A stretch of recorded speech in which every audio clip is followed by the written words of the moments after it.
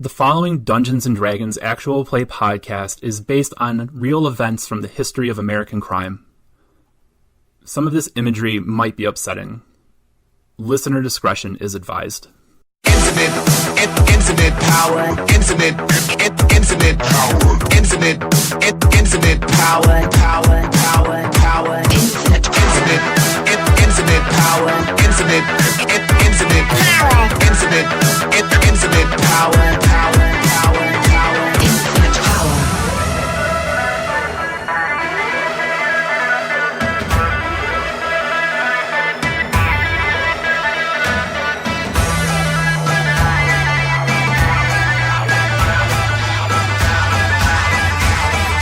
Infinite power.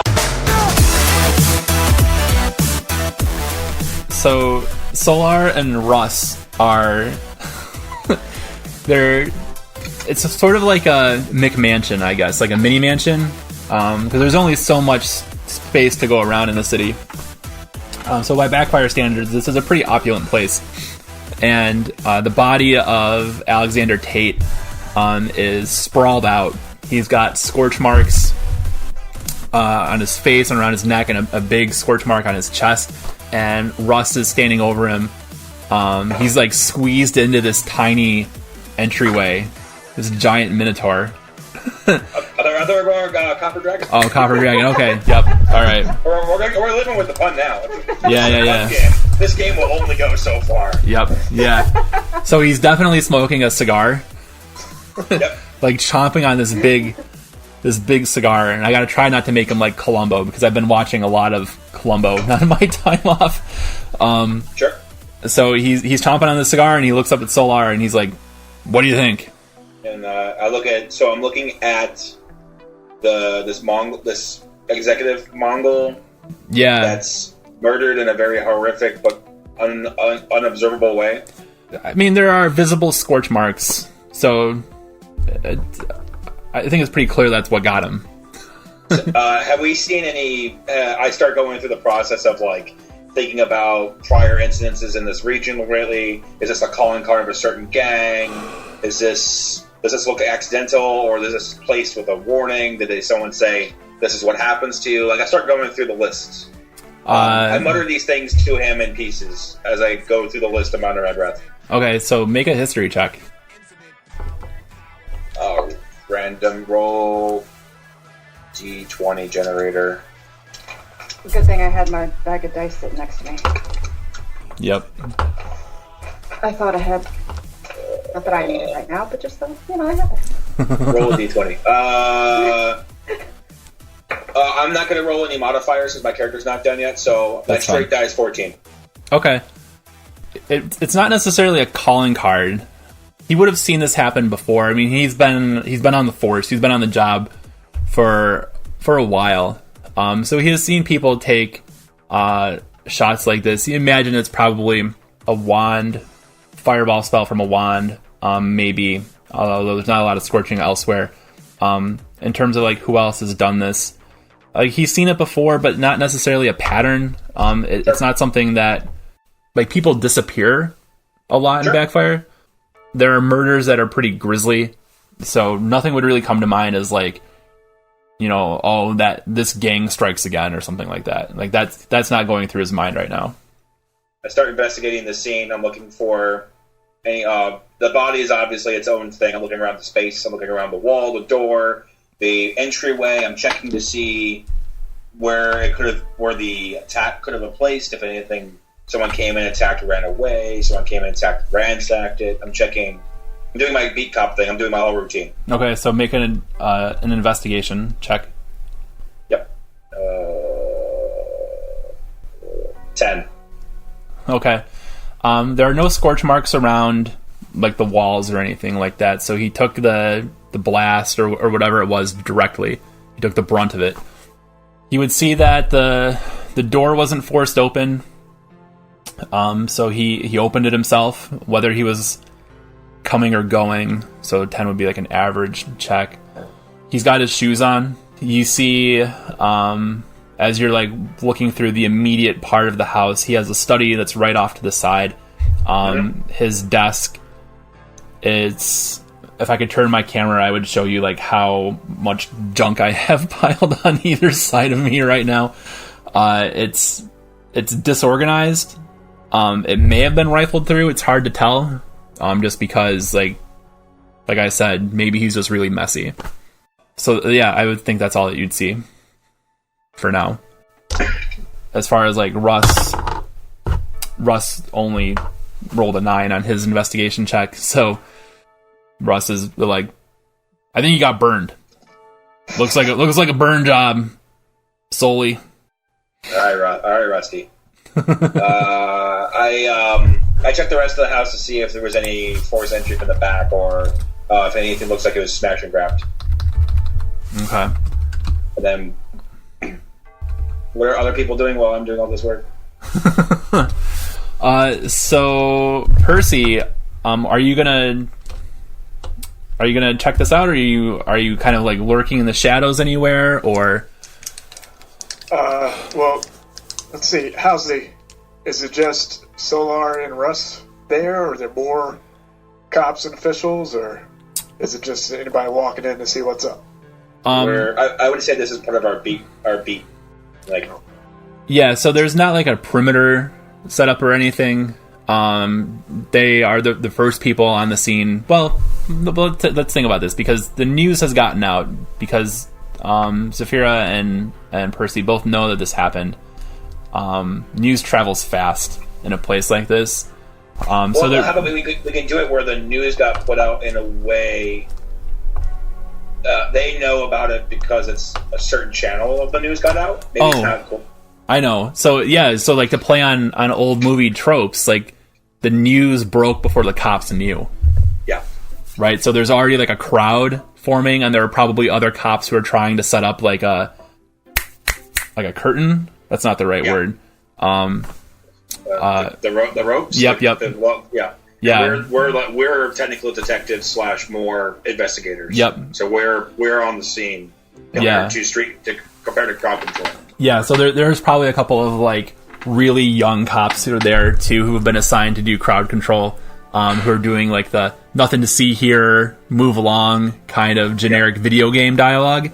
Try to get people to move along, but there's still this big crowd of people there, trying to like gawk and see, because he was a really well known guy.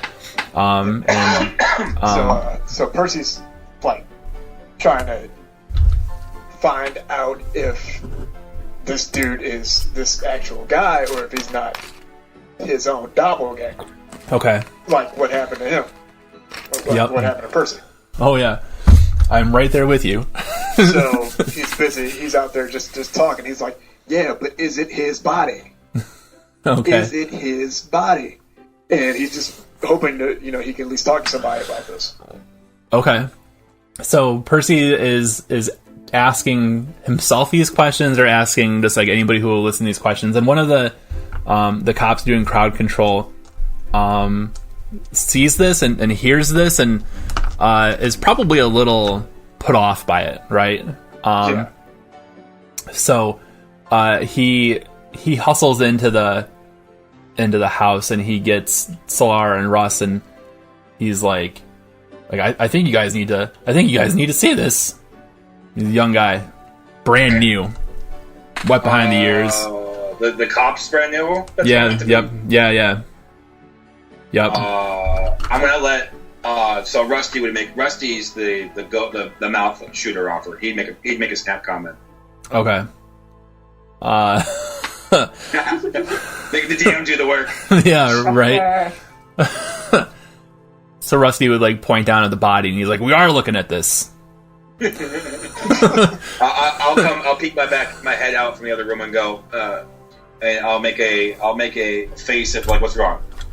The cop, the rookie, I think his last name is Greenhorn. Like his last name has to be Greenhorn.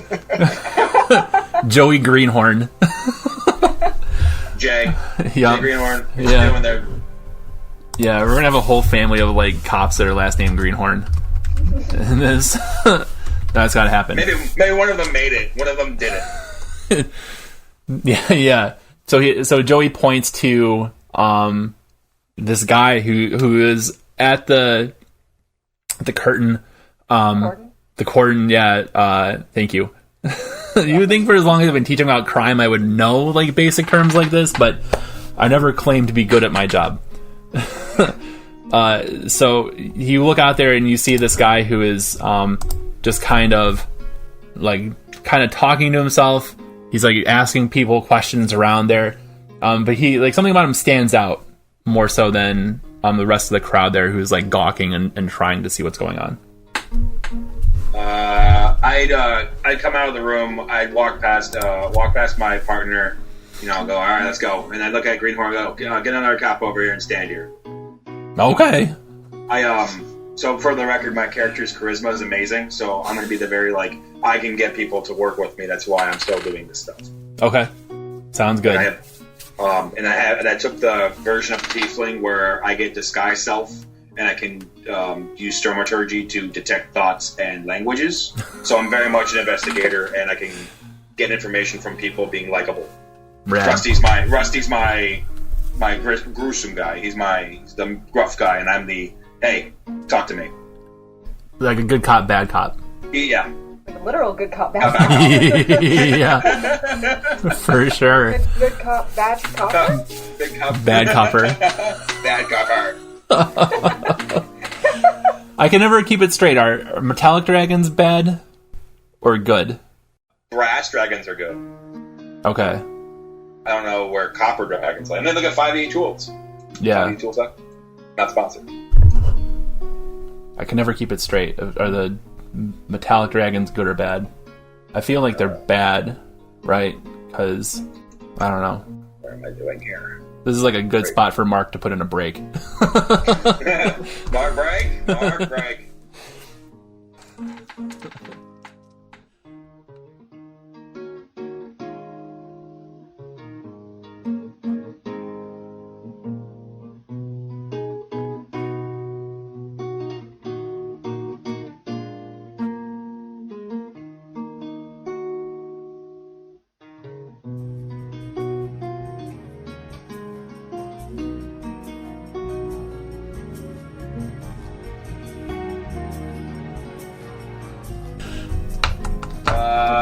Chromatic dragons are typically of evil alignment, in contrast to the metallic dragons, which are typically of good alignment. Okay, so good chromatic bad. So he's a good dragon gone bad. Oh, he's slowly but surely he's changing coloring. Yeah. And we just think that's the dirt of Backfire, but we all know it's the soul. Yeah, oh yeah. He's showing his age. Scales are going gray. He's seen too much. He's seen too much. Yep. I don't know why that's so funny, but it is. Stolar see the same amount of things, and he's not falling apart, but we're losing Rusty. Yeah, there's something to be said about that type of resiliency. Okay, so Solar goes out, and there's Percy doing Percy stuff. Just pacing back and forth. Sure. Just waiting to find out news. And I approach him. I bring my partner with me. We approach him. I let Rusty get up and go, hey, you're making a commotion out here. What's the problem? So I'll roleplay both from time to time. And then my character is more like just giving you the look of talk to me type of thing. Hasn't said anything. All right, so Percy, since he sees some stuff, he doesn't, not too intimidated, but he knows he's talking to cops. So just kind of gives him a look. He says, "Was it magic?" What are you out here? You're wasting my time. You're over here making all this noise. Was it magic? What? Random people come up asking about magic. Get out of here! Get out of here! But if it's a dead body and it's not his body, then y'all might be in trouble. You threatening a cop? You threatening? Whoa! You stepping up? This escalated quickly.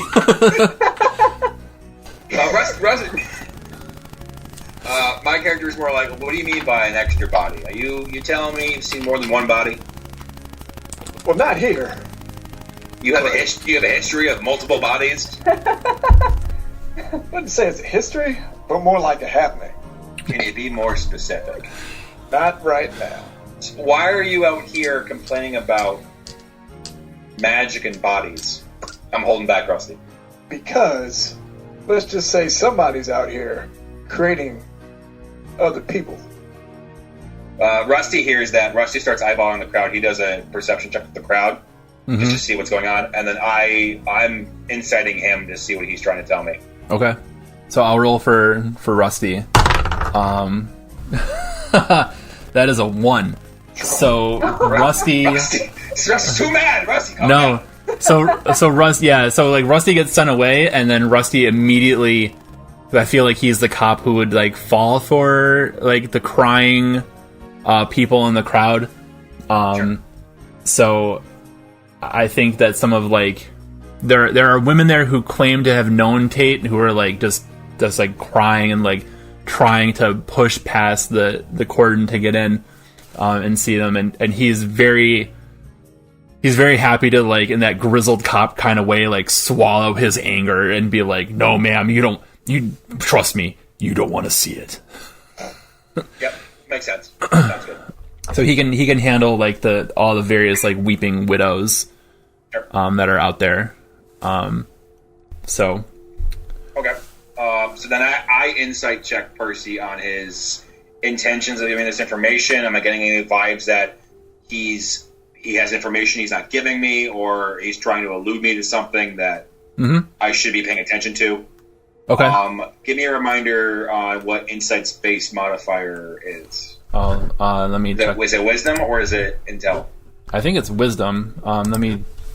Insight, you said? Yeah. Wisdom. All right. So I rolled a d20 there, and then I add wisdom bonuses. 0 flat. Okay, flat on wisdom. I need to change that score. Okay.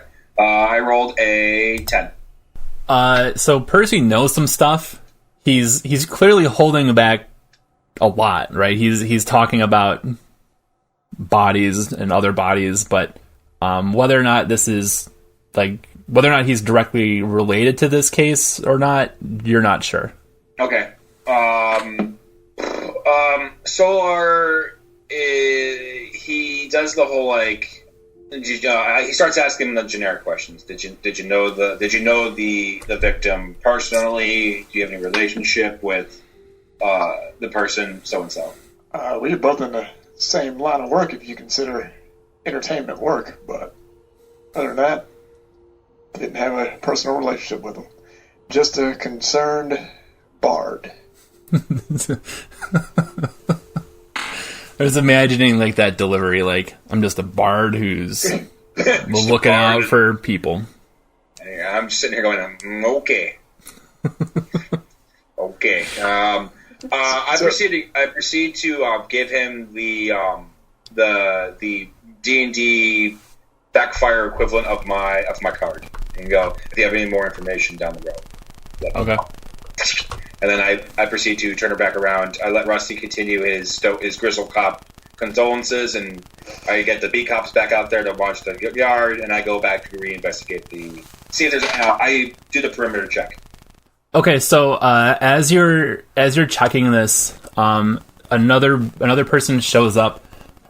It's a man in a suit, like very well dressed. He pushes up to the front. He pushes past the rookies, the greenhorn and whoever the other greenhorns are there, like lots of greenhorns. He's able to push his way in there, and he starts walking towards the house and is like, oh my goodness, where is he? I need to see this. Sir. He ignores you and just keeps walking. I follow him. So he enters the house, and he sees the body, and he has like an audible gasp, and I like he kind of clutches like his chest, like like that, and then like he pauses for a second, like he's taking it all in, and then he steps over the body and goes right into the study. I follow him and go, sir, you're at a crime scene. Get out. He says, no. I need something. I need to check something. Sir, no. You're in a crime scene. You're breaking more raws by standing here. You're currently in my way. So he's gonna keep going. He does not care. I think he would say something like, "Would he splash money at you to try to get in?" I think he probably would. So he as he's walking, like you see him reach into his coat, and he pulls out a wad of paper money, and he just like throws it at you. He's like, that should be enough. I need to check something. I need to check this. I need to make sure this box. I need to make sure his papers. Mr. Tate was an important man. I need to make sure that everything is in order. Like, what was taken? Who did this? I use Stormaturgy to make a lightning strike sound effect over his head. So there's that like whip snap sound, like directly over his head, and he, almost like an air raid drill, he just like hits the ground. I then proceed to walk over and go, "Sir, you need to leave." And I pick him up from the arm and I walk him out. Okay, so he's not strong enough that he would his attempts to resist wouldn't be successful. Sure. Make a perception check though. Perception. Okay, D20 roller. Roll my die. Okay, and then add perception is A whiz. oh god. Okay, a +1. I rolled a 5. Okay, so you just you haul him up out of there, and he kind of tries to fight, but he's not very strong. Sure. And you know, you've been on the force for so long that you know all of Solar probably knows like 100 different pressure points, right? Just the right way to like grab somebody and toss them out. I don't want to walk him out of the building because now I'm suspicious of him because like people don't walk into crime scenes and start going through stuff without having something to lose. Mm-hmm. So I walk him to I guess the front room where I can like have more control and sit him in a chair, and I start asking him. At this point, I make whatever insert team sound effect I have, whistle, snap, sound effect that gets Rusty back in here.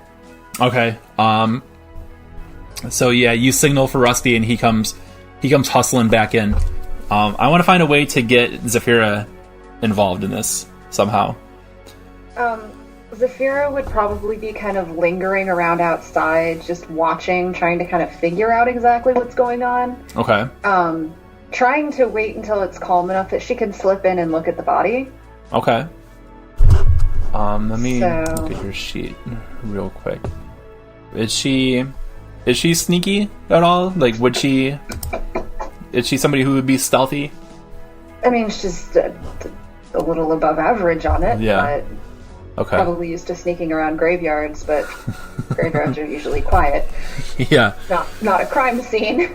Yeah, so she's a little early in the game on this one. She's trying to look inconspicuous, but is probably standing out a little bit. Probably. She's probably not like wearing anything that would be complicated, like maybe just like a plain, black robe or something. But it's probably enough that in that area, like in that district where she is, it would stand out as too plain, maybe, from what you're saying. Like too ordinary? Yeah. Yeah. Yeah, like out of place. Like she's in the wrong part of town. Like maybe she would have had to travel some distance, maybe to get there. Maybe the bakery's a little closer to the outskirts. Yeah.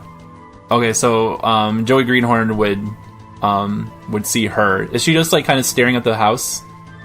Yeah, just kind of standing back, watching, not getting like worked up and excited and all in the hubbub like everybody else is that's up closer to the cordon. Mm-hmm. She's just kind of back a little bit, just watching. Okay. So Joey Greenhorn would come up to where the part of the cordon where she is, and would start saying like, "There's nothing to see here. You can move along, miss. Move along." She just stares at him. He says it a little louder, and I think he would correct himself, and he would say, "Move along, ma'am. Move along." All authority, God. Yeah, like I don't think that he's good at reading ages, or like he wouldn't know like proper decorum. She's just gonna quirk a brow at him and just kind of stare. Like, I'm behind the cordon. what are you going to do to me? She's not going to say that. She's just going to stay quiet, but... Yeah. Like, that eyebrow says a lot. And she... a lot to read into that. And I think Joey Greenhorn is very easily intimidated. And he might be a little creeped out. Like, he's probably never seen a warlock on the job before. And he's thinking back to the academy training, like, is this what a warlock is? or I don't know. And he's trying to, like, go back and if I'm trying to blend in, would he even know that I'm a magic user? Well, probably not. And I should probably come up with some, like, mechanic to find ways for magic users who are, like, outlaws to blend in. Like, there's got to be something there that's not stealth. Maybe it would be like an Arcana check that, like, trying to hide. I'm thinking of it as like, in like an X-Men kind of way. Like, can you constrain your powers while you're out in public? Yeah. Or, like, that's one of the ways that this world is lacking, right? Like, I'm not really sure, like, what it looks like in game terms for people who aren't supposed to have magic, who are nonetheless, like, shirking the rules and are out doing magic stuff. I get to do it because I'm a cop. Yeah. Yep. Boy. So, sidebar, I'm just fixing little pieces while we think about that. Uh-huh. I've learned, so I'm using Abyssal as my demon languages for all the demons, fays, vampires, and stuff. Uh-huh. And I want to know, like, thieves can't / the criminal words. Mm-hmm. But I can't do it on the spreadsheet, so I'm just throwing that out there. Okay. Back to the spotlight over the action. Yep. Okay, so Joey Greenhorn is going back to, like, whatever criminal profiling class he had to take. And he's like, she's wearing dark clothes. She's not speaking. He's trying to figure out if, like, a hex has been put on him. like between her and then Percy's, like, muttering to himself, like, I think his hackles are up a little bit, and so he's gonna go get he's gonna go to Rusty and Solar and say, I got another one. I think somebody else that you guys need to talk to. She's acting real weird. Rusty shakes his head. I walk past Rusty and I go over and I go, ma'am, how can we help you? She's just going to, just going to kind of stand there and just say, I'm just seeing what's up. I was walking home, saw this, figured I'd stop. Well, this is an active crime scene. You've been asked to move along. Do you have a reason to be here beyond the curious obsession? Maybe I don't. In real life, telling the cops maybe is... I know. Yeah, you've just set off alarms. Rusty's behind me getting all nervous now. He gets a little loud about, like, I don't want to say he starts demanding for identification, but he's really like, why are you here? He wants to know what you're trying to be here for. You haven't identified yourself. You haven't said you're part of anything. You're just like, oh, I'm just a watcher. I'm like, well, that doesn't cut it. I think one thing we can safely advocate for on this podcast is, like, if you ever find yourself in a situation where the police are trying to talk to you, what Zafira's doing. Yeah, just don't be Zafira. It's always better to say as little as possible to the police. Definitely never say maybe. Maybe don't be Zafira. Maybe is asking for all kinds of trouble. You're setting yourself up to be much more in trouble. And if you're there for some odd reason where you're representing something, identify yourself. Say you're there for whatever proper organization you work for. Yeah. Yup. Yeah, don't be Zafira. Yeah. Rusty starts going off on policies and stuff like that. He goes off. And I kind of, like, step back and let the interaction happen. He goes on about, like, you're violating X, Y, and Z. You're not identifying anything. You're currently becoming in the way. He ends it with, like, we want to book you for,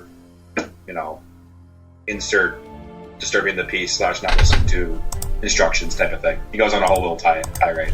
Okay. Zafira will just kind of shrug and be like, alright, and walks away. Not too far. She's going to go around where they can't see her, and then she's just going to hang out until she thinks that it's calm enough that she can go check things out. Like, they're gone. Rusty watches you walk off, after you get down to a certain point, he turns around, he walks past me. We walk back in towards the house. I look over, I see you out of the corner of my eye. I let you linger away from the sight, and I walk back to over there. She's like a block away trying to look busy. Like, if she had a phone. Moving stuff around. She's just trying to text. Yeah. How do I tweet? How? Yep. I haven't checked. Years ago. Yeah.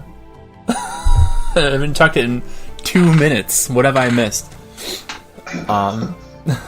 So, did Percy see any of that take place? Well, Percy is inside the house. Percy has been seated. But we'll say for the sake of it, yes, right? He is. Rusty is trying to interrogate him, but it's in front of this big bay window,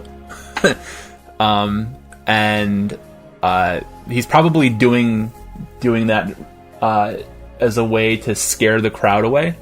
It's an old tactic. Yeah. So while Rusty's kind of seeing this, and he's just not really too intimidated by it, because he knows he didn't do anything wrong, just get through the situation. So he just says casually, "Did you guys ever think about checking for magic?" So Rusty gives him this look, and he's like, "Oh yeah, magic. Why didn't I think of that? What a good idea." And it's like very clearly like he's making fun of Percy, like duh, like I should have. Why didn't I think of that? Magic. Just a thought, because something tells me if he was burned like this and he still had shoes on, maybe he didn't run. He goes to to say something smart at you, and then then he stops and he's like, "Well, you don't run." I haven't been burnt. And you see him he kind of is inching. I mean, he's still looking at you, but he's inching backwards, and he kind of shooting a look over his shoulder to look at the body again, and look back at you, and he's definitely more suspicious. You're like, yeah. I mean, I knew that, but Look, man, I know it's tense. What else do you... I know you have a dead body in there, but maybe if everybody works together, we can figure this thing out. Nobody else gets hurt. Oh, sidebar: Percy might be crazy.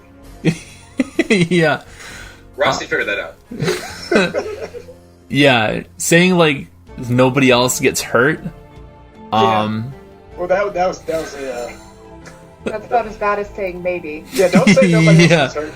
Attention listeners, don't do anything. Don't do anything. Don't do this at all. This is what you don't do. Don't do it in real life. Yeah, I'm. So we're gonna be recording again tomorrow with further cast members who I'm hoping to have on, and one of them is a criminal justice professor, and so I can't wait to have him listen to this and just this is terrible. You are all awful. You all cannot do this. Or maybe he'll lean way into it. We'll find out. Next time on Dragon Ball Z. Hi again, everybody. This is Dr. Andy Wilczak. I wanted to say thanks again for taking time to listen to the show. We really appreciate it. The reason why I wanted to make Strength Check into an actual play D&D podcast, when there are so many other actual play shows out there that are probably way better than anything that I could do, is I want to draw your attention to a project that I'm a part of here in northeastern Pennsylvania. We're calling it Play for Progress, and the idea is to use D&D and eventually, hopefully, probably other tabletop games to help middle school and high school kids who are struggling with mental health problems or addiction issues, or who feel alienated or isolated in some way. This part of Pennsylvania has been hit really, really hard by the opioid crisis. This part of Pennsylvania has a very high alcoholism rate. And this part of Pennsylvania is diversifying very quickly, and there are those who have capitalized on that to try to create more conflict between people. So we have a lot of kids here who are alone and who are suffering, and suffering mightily. So what we're doing, and the point of this message now, is to just let you know that we are raising money to make Play for Progress a sustainable force for good in the northeastern Pennsylvania area. If you have even $5 to spare for us, you can go to GoFundMe.com/playforprogress with hyphens between the words, so play-for-progress. And anything that you can give us will go a long way towards making us sustainable. Thank you.